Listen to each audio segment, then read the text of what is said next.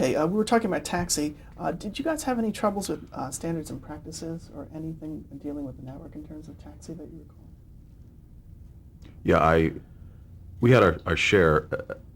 It's compared to what people get away with today, it's almost quaint what we had to fight for. We went to the mat in an episode. Louis is dating. I can't remember. It was Real Furman. Played Xena. Dating her, and she talks about how Louis has touched her and moved her, and his response is, "Holy crap," which is in itself a euphemism. And we had to, Jim Brooks had to make a call to the president of ABC at the time. Can we say "Holy crap"? Which a huge. I mean, you'd hear that on Saturday morning now. Anyway, it was. Did you get it? We did. Do you have a favorite episode that Taxi? you wrote? Yeah, that you wrote. Introduction of Reverend Jim, of course, was right up there. Would have to be right up there. Taxi. Yeah. I liked an episode that we wrote. Didn't win any awards, but it was called Artwork, and it was we had to do some research. We had to go to a couple of local galleries and figure out learn how an auction worked. And seeing the guys in the garage at an art auction was fun. It had a Bowery Boys feel to it. Actually, I did get a nomination. Did it? Oh. Yeah. Anyway, I enjoyed that show. I did too. That was. Now, why was the series canceled? Taxi was never in and of itself a huge rating hit. It was, it did very well in the ratings the first couple of seasons because we were on, was it Tuesday night after Three's Company, which was an enormous hit. So Taxi got on the slipstream there and did okay. But then when it was out on its own, it always did okay, but it was never huge. And then it started to even lose a little of that.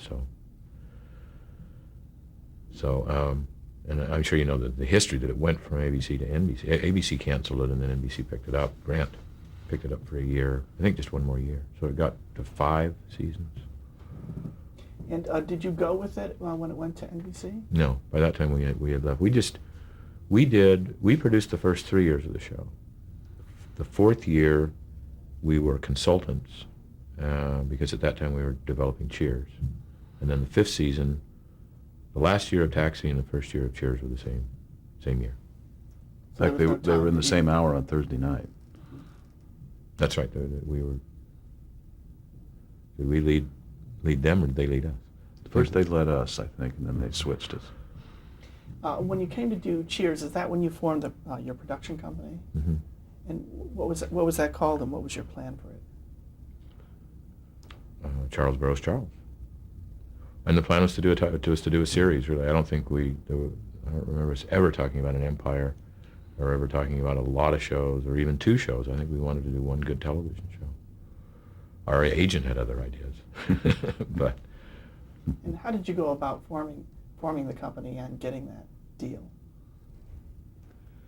Well, we had the same agent, Bob Roeder, and when I say we, I mean Jimmy Burroughs and the 2 of us. And Bob thought that he could sell us as a package to NBC to develop the show.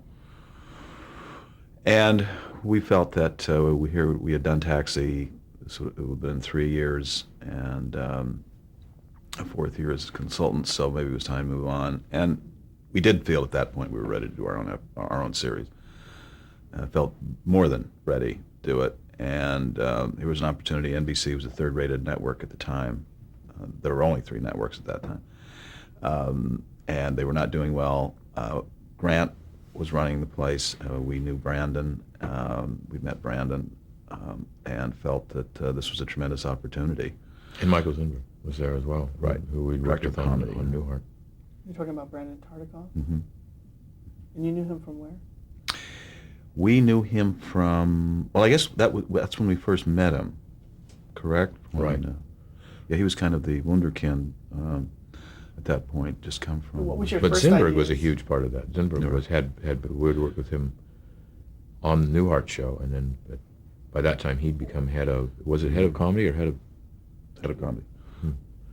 at NBC, and so it was a very nice atmosphere for us. Mhm. And when you were coming up with the idea for what this series was going to be, what were some of your ideas? Well, we sort of started with, just as a jumping off point, we were really big fans at that time of Fawlty Towers, and we'd kind of been thinking of the idea of a hotel. We loved the way Fawlty Towers used that building, and we would go from room to room, and John would kind of sweep in and out. But in refining it down, it seemed, for us anyway, we wanted to do film, and it seemed very unwieldy without doing tape to use that many sets.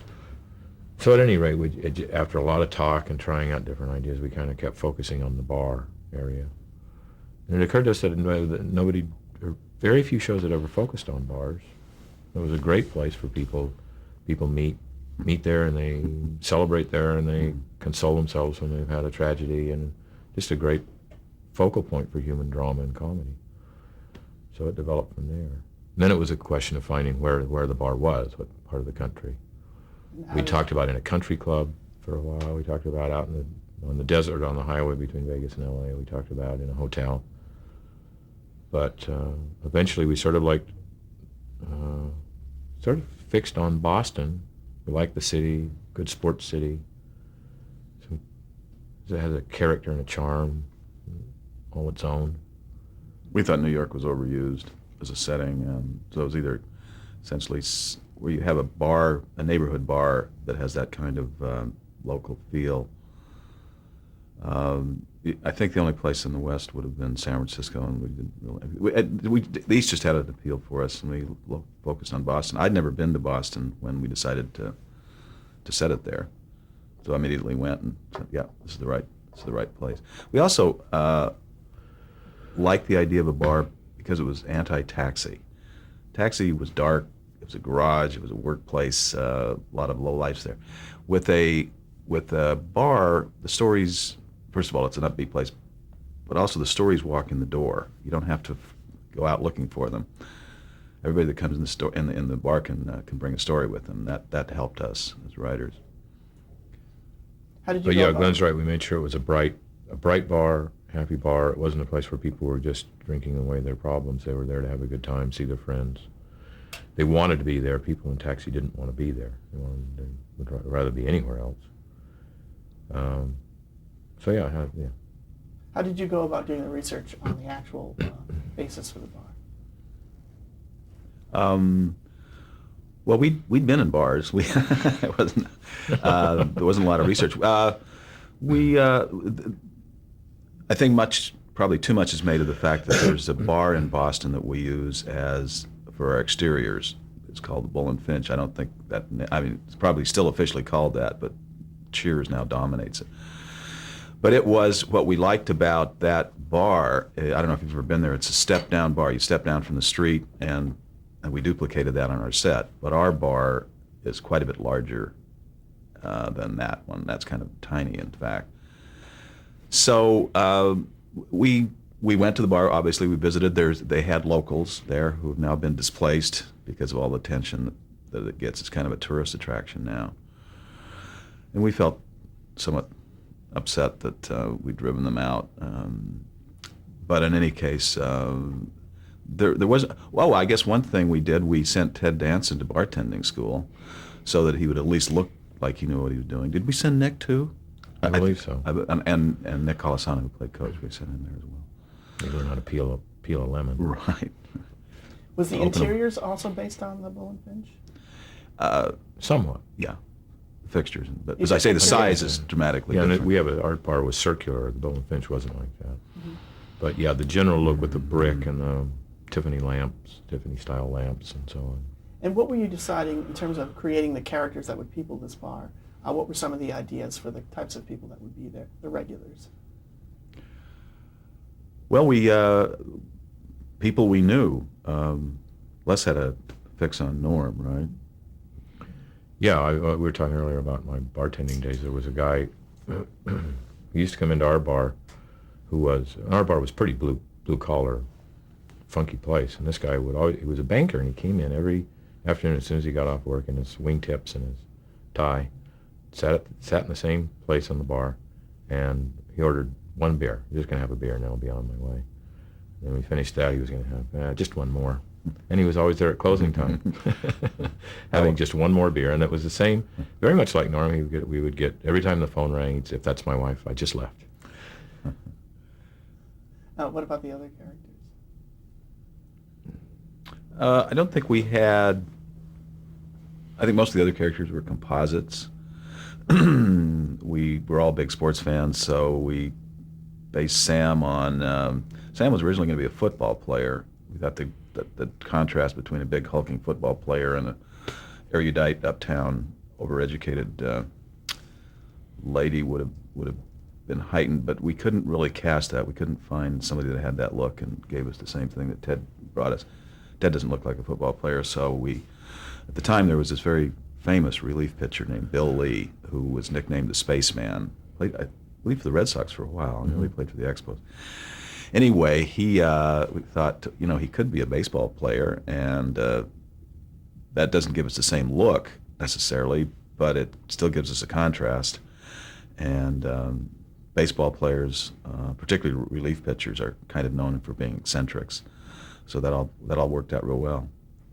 And Diane Chambers was a composite. We've all known people like that.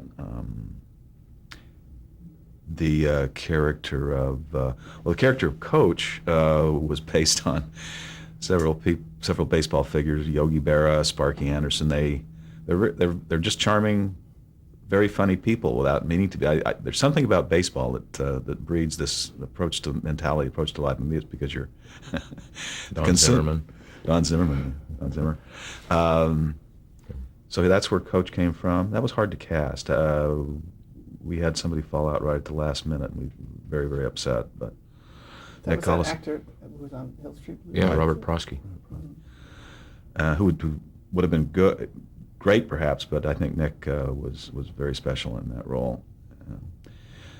The Cliff Clavin character, John Ratzenberger, came in to read for the part of Norm, and we didn't. There was a period we weren't sure we were going to get George. He had another. If another series had gone, we would have lost George, but it didn't go. So. But anyway, John said after he'd given the reading for Norm, he said, "Do you have anybody in the bar that's like the know-it-all?" And we said, "Well, not at the moment." And he said, "No, the guy that starts the evening is very subdued, quiet, conversing politely, and by the end of the evening, his shirt's hanging out, his fly's open, he's making his point like this." And we thought, well, that's something to think about. And we came upon the idea of a mailman, that somebody that would deliver magazines, and he would know a headline and maybe a subheadline worth of information about every subject, but couldn't go much beyond that, but would try. So, when we lost Nick, we knew we wanted youth on the show. We wanted to go younger. The network thought that was a good idea, so we said, let's have a young bartender. And we'd actually named him Woody before Woody Harrelson came in, and we wanted a naive. Our show felt very urban, so we wanted a little rural feel to it, and that's where Woody came from. And what about Carla? Carla, we worked with Rhea on Taxi, and we wanted a volatile waitress, again, as a contrast to Diane, ethnic, neighborhood Boston, and does not suffer fools gladly, and has had a very rough life and a chip on her shoulder as well. So did she read for the part, Rhea Perlman? She did, but not for us. We knew we wanted her. The network said, "Can we see her read?" So we, essentially had an obligatory reading. But we not only did that, but we also had a reading for them with Shelley and Rhea together. They wanted to see how that worked out, because it was a pretty important little relationship, and that went just great. It was a wonderful reading. What was the casting process like for Cheers? Very long. Very long. We were, as I recall, it was during a writer's strike, so we had lots of time to do it. And we told Steve Kolzak, our casting person, we want to see everybody. And I think we did. We read these same sides. You have every actor has to read the same lines, and we heard those so many times that we finally had to write them out of the script. We just couldn't stand to hear them again. It was very long and arduous, and I think probably as thorough a job as anybody's ever done for a television show. we had the luxury of that time to do it. Saw a lot of good people for every role. Some we had right away, and we wanted Rhea right away. We knew we'd worked with George on Taxi. We knew we wanted George, so those were slam dunks, and John fell into our lap. But In terms of the leads for Sam and Diane, who were you considering, and why did they end up getting the role? believe it or not, one of the people that we had considered early on for the part of Sam was Bill Cosby. At that time, he didn't have a series. I was interested in doing television. Who approached you about that? The network. I believe it was the network. Would have sure been a different show. But what we did have, one of the things we established as a principle when we were casting is let's go with unknowns.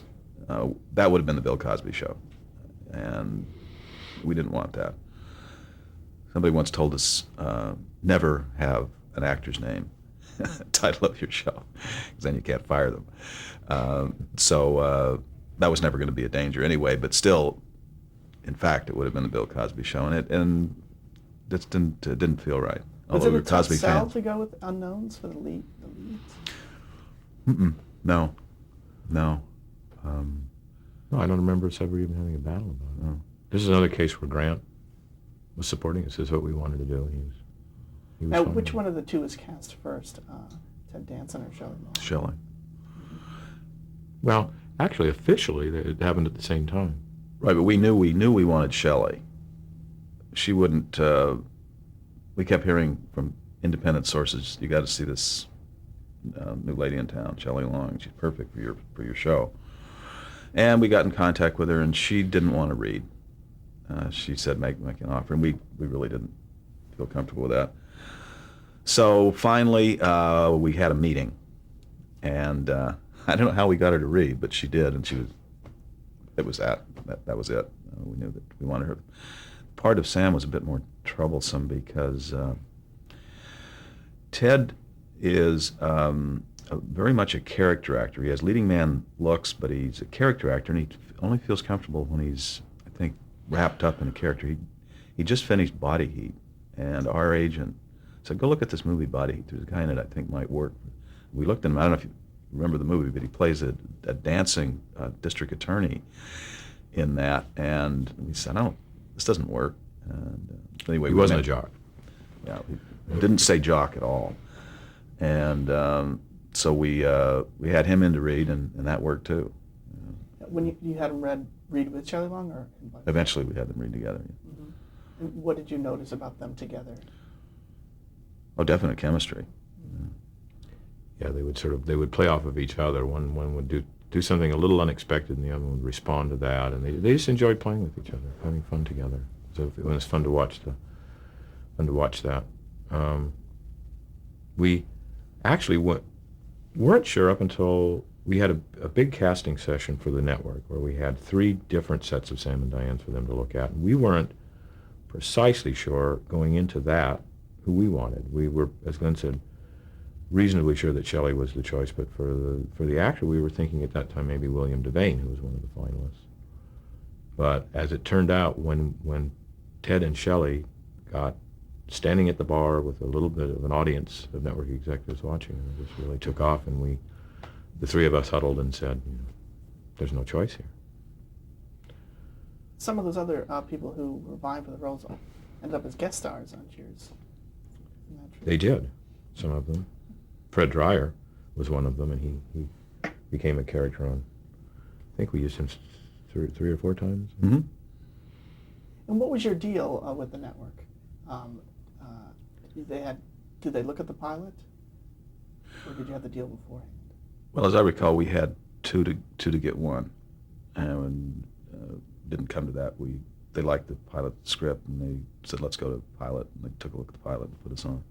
So we did a pilot. They could say yes or no to that. If they said no, we would do another pilot, and that one had to go to 13 episodes.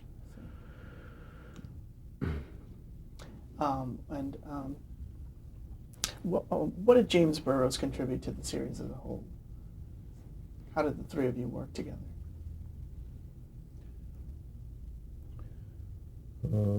It was and always was a really good relationship. It's very hard to dissect a creative relationship though and say exactly what comes from where. Jimmy, of course, was on the stage most of the time, and we were in the writing room. But certainly Glenn and I were doing a lot of work on the stage with the actors, and Jimmy was contributing. He would come up after rehearsal was over, and he would contribute in the writing room, and he had good ideas, and he would also throw things in on the stage. He's a very creative director who comes up with little bits. For instance, was it Jimmy's idea that when Norm walks in, everybody yells Norm, and that little thing that we got going? I don't remember. Here again. Capable of doing little bits like that. But it was just a relationship where we all sort of appreciated each other's talents and were very open to each other. And it's really hard to break it down. What was he like I'm in sorry. terms of working with the actors? How would you Oh, describe his talent? absolutely. It's one of his strengths. Absolutely, gets along so well with actors. Even in some cases, the most temperamental, Jimmy can find a way to get along with them. So sometimes at a personal cost to himself. There would be some days at the end of a rehearsal session, he would come in looking like he'd just been beaten up. But sometimes it requires a great deal of patience. Now on Cheers, Just listening. You guys were the bosses. How is it different, your experience then, from earlier shows? Well, it's very liberating knowing that you're running it, and nobody's going to second guess you. Well, we of course have each other to be backstops, but I think for the most part it's liberating. As I mentioned earlier, I always felt much better. It was less onerous a task creating and producing Cheers than it was being a producer on Taxi, because of all the masters we had to serve. On Cheers, it was simply worried about the audience and their response. Did you have ideas about where the show was going to go? Did you decide season by season? How was that decided? We would a lot of times paint ourselves into the corner, write ourselves into the corner, as they say, and then have to figure a way out. No, we didn't always know where we were going. It was always just instinctive, and we went where the drama or the comedy, where we could smell comedy and where we could smell story. But no, a lot of people ask that question as if we had a master plan right from the beginning, and we had no idea. We didn't even know at the end of the first season that Tim and Diane would get together. And in fact, debated long and hard whether they should. So it was a learning process, and it was responsive to what we were seeing on the stage too. If we'd had a master plan and then something really great had happened in an episode, then we would have been, our hands would have been tied. What we wanted to do is to follow where the series was taking us, where the good stuff was. And talk about the acting of Ted Danson and Shelley Long and how they worked together. There was a lot of physical comedy that they did. Is that something that you noticed and wrote into the scripts? Well, we've a good physical bit is priceless. I mean, even though it might be against your better judgment, whenever we have had the opportunity to do one and it works, we're delighted.